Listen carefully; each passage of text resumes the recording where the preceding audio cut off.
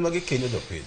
Koro ma emomiyo wacho ka duoko ni japiny oyiene kendo japiny nigi power. Emomiyo ng'at miyiero ka misbehave inyalo gole. The right of recall kata mana member of parliament oyiene after higradi gichik inyalo yien gole mondo inyise ni bed oko.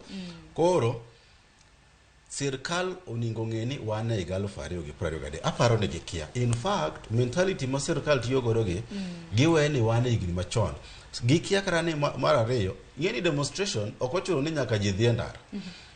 Bing'eni ji demonstrate kata social media ka. Kendo ni neno page, social media page mar International Criminal Court.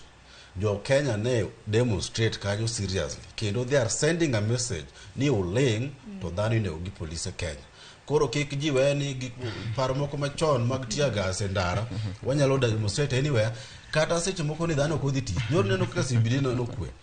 Seche ma dhano kodhi tich ni CBD koro ler. Mana is this run a protest? Mano hero kama na inyo. Kinda neno ka kino wiye kanidis.